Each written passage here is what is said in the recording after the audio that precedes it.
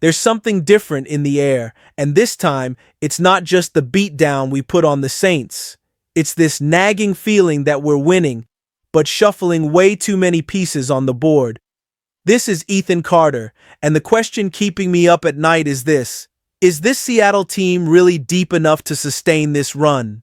Injuries are starting to pile up, new names are popping up out of nowhere, our rivals are losing their stars, and every single move feels like it's hiding a future consequence. Something big is taking shape here. We just don't know yet if it's a step forward or a well-laid trap. You feel that too, don't you? All right, my fellow Seattle Seahawks fan, before we get into the details on this edition with the latest on our team, a quick request from me to you. If you follow the Seahawks Insider Report and you like our analysis but you haven't subscribed yet, please hit that subscribe button. It is absolutely vital for the channel and for our community of Seahawks fans to keep on growing. Thank you so much for your support.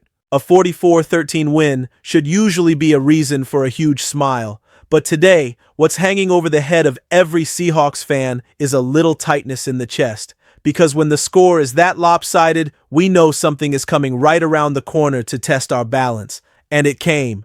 The short week before Thursday Night Football against the Cardinals revealed an injury map that set off yellow warning lights all over the roster. Nothing catastrophic. But you know that kind of problem that, if you don't handle it fast, becomes chronic. That's what this feels like. Robbie Ousts and Josh Jones, two names that might fly under the radar for anyone just watching highlights, are out with ankle injuries. Right there, that messes with two areas: quarterback protection and blocking downfield.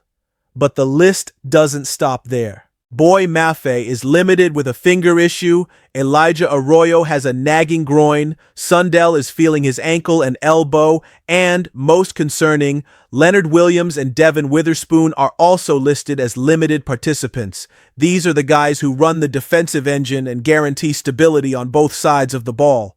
What's scariest is the domino effect. With the defense worn down, the offense is on the field longer, and if the O-line is also compromised, that fatigue turns into a real risk. Now, there is good news. Zach Charbonnet was a full participant in practice and looks ready to play. Ernest Jones IV, too. Those are important names that show not everything is falling apart. The team has been responding with depth, and that has to be pointed out. The rotation has worked. Mike Macdonald's system doesn't depend on one or two stars shining alone, but on a collective fit, on discipline and execution. That's encouraging. But you can't ignore that this is exactly the kind of week that usually becomes a trap. An away game, a divisional atmosphere against a wounded and unpredictable rival with our own starters on a short leash. It feels like the perfect setup for an upset. And that's where the maturity of this roster will be tested. The group has to stay focused and use this adversity as fuel, not an excuse. A Seahawks team that's truly ready to go deep faces this stretch with a cool head and clean execution. And the fans know it, because we've seen where this kind of situation leads way too many times. Now, does the fact that James Conner is out change the game in our favor? Does his absence rebalance the scales and give our defense the breather it needs? Because the impact of that loss on their side could be way bigger than it looks, and that's exactly what we're about to break down. If there's one piece of news that literally changes the game, it's this: James Conner is out. And for anyone who's followed the Seahawks for a long time, that sounds like music to our ears. Because let's be honest, the Cardinals running back has always been a thorn in Seattle's side. Every single game, it felt like he ran with a personal vendetta against us. Now he's out for the season, and with that, the Arizona offense loses its most feared weapon. This isn't just a positive. It's a complete reconfiguration of the threat we're facing. The injury happened in their game against the 49ers on a nasty, gruesome play. A brutal ankle twist, almost impossible to watch without wincing. The result, surgery, season over, and a massive hole in Jonathan Gannon's offensive game plan. The immediate impact for Seattle, huge, because Conner wasn't just a good running back, he was the Cardinals' pressure release valve. Against Seattle in 6 games, he racked up over 600 total yards and 5 touchdowns. He was the anchor of consistency for an offense that lives and dies by its highs and lows. And now he's off the board. For McDonald and his defensive scheme, this is almost like a strategic bonus in the middle of a short week. With Connor out, Arizona will have to bet on the inexperienced Trey Benson. A promising talent, sure, but still raw, and now he's playing under pressure on national TV against a hungry defense that just steamrolled the Saints. Kyler Murray, who already struggles with inconsistency, loses his ground game balance and becomes a sitting duck. Without efficient play action, without a real threat between the tackles, Murray is going to have to make magic, and in his last few games against Seattle, that hasn't worked out so well. In 2024, without Connor, he had his worst game of the season. And here's the key point. This is the perfect chance for our defense to impose its will right from the start. Without the human bulldozer breaking tackles and grinding out tough yards, the Cardinals will have to rely on short passes and improvisation. The exact kind of game that a well-coached, disciplined system loves to eat up. It's an opportunity for turnovers, sacks, and psychological dominance. And that's something this defense needs to build, an identity based on control and punishment. But of course, the NFL loves to challenge anyone who thinks they've already won. So stay sharp. Even without Connor, it's still a divisional game. But if Seattle plays with focus, his absence won't just be an advantage. It'll be the deciding factor in building another win. And speaking of reinforcements, did you notice who just showed up in the Seahawks backfield? His name is Khalil Herbert. And if you think he's just here to fill out the roster, you better listen to what's coming next. Sometimes, a quiet move says more than any press conference. And this week, Seattle signed Khalil Herbert, a veteran with solid production who, officially, is joining the practice squad. But let's be real here. Nobody signs a player like Herbert in the middle of a short week with a TNF game breathing down your neck just to fill a spot. This smells like disguised urgency. Herbert isn't some rookie looking for a chance. He's experienced, versatile. He's been a starter in Chicago. He's got over 1,700 rushing yards in his career and experience as a returner. The kind of player who, if needed, can step on the field and deliver. And that's where the veteran fan in me has to sound the alarm. Even though Zach Charbonnet showed up on the injury report as a full participation, this signing shows that the staff isn't 100% confident about his actual physical condition. It could be a precaution, sure. It could be smart roster management. But it could also be a sign that Charbonnet's foot is a bigger concern than they're letting on publicly. The history here raises an eyebrow. The running back had been the more durable of the pair with Kenneth Walker III, always available, always steady. But now he's the one missing time and Walker is the one carrying the load. And let's face it, Walker played like a rocket against the Saints, but the total workload needs to be shared. That brings 2 other names into the conversation. The rookie Jacardia Wright, who was just promoted, and George Holani. Both saw action last game, both showed some juice, but neither of them has Herbert's experience. And that's where this addition gets strategic weight.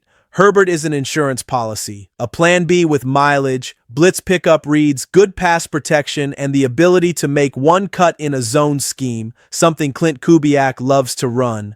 And what's more, he can return kicks. If someone pulls up lame in warm-ups on Thursday, he puts on a helmet and contributes. Now, on the other side of this arrival, someone loses, and that someone appears to be Damian Martinez. The running back drafted this year, who many expected to see develop slowly, is now showing signs that he's not coming back. He was cut from the practice squad, leapfrogged by Wright, and now sees Herbert jump right into the line.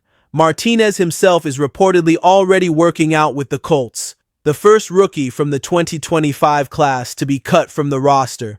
And that also says a lot about how quickly the Seahawks are trying to patch up the backfield without wasting any time. The internal competition is fierce. The team wants ready-made solutions, not projects. And Herbert might be exactly that, an emergency trump card who can become a useful piece on the board in a matter of days. But is this quiet move hiding something bigger? Because some might say the staff already sees Charbonnet as more vulnerable than he appears. And if that's true, the next piece of news is going to shine an even brighter light on it. You know when something just doesn't add up. The coach says everything's fine. The report shows a full practice. But then, out of nowhere, the team signs a veteran, shuffles the depth chart, and reorganizes the backfield. You don't need to be a detective to figure out that Zach Charbonnet might be dealing with a bigger problem than we're being told. Because if he were truly 100%, the Seahawks wouldn't be making all these moves. And that's why the arrival of Khalil Herbert, which at first just seemed like another piece on the board, suddenly takes on a much more serious tone. Charbonnet was out against the Saints. It was his first missed game since Week 7 of 2023, a foot injury. Okay, normal. Injuries happen. But the key is how the team reacted. They worked out 3 veteran running backs at the start of the week. Not 1, not 2, 3. Gaskin, Bolden, and Herbert. And then they signed Herbert. That's the pattern of an emergency move, not long-term planning. It's an attempt to plug a hole with urgency and experience. And even though Charbonnet is listed as a full participant, the Seahawks are known for keeping their cards close to the vest.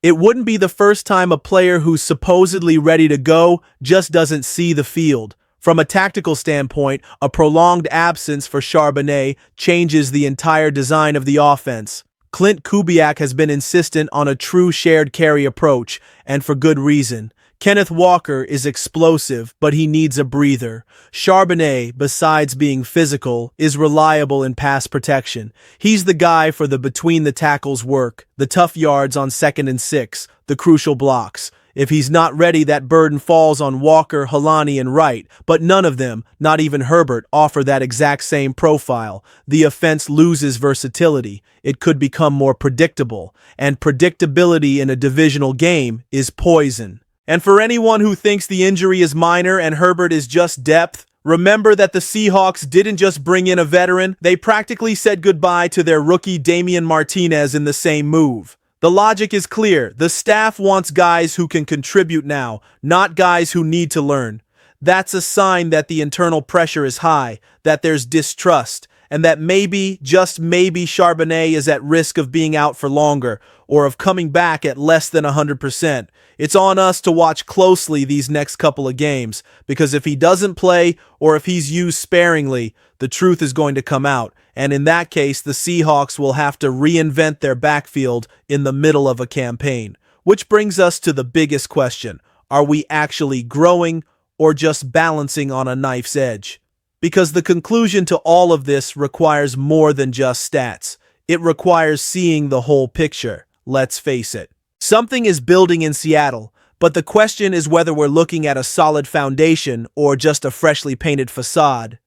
The wins have come, the defense is imposing its will, but behind the smiles, the roster is starting to creak. A series of injuries, urgent reinforcements, decisions that feel more reactive than planned. Is this real growth or strategic survival? The Seahawks are showing potential, but they're still living on the edge between control and improvisation. And you, the fan who watched the Legion of Boom rise from chaos, do you see a pattern here? Drop a comment. Are we building a contender or just avoiding a collapse?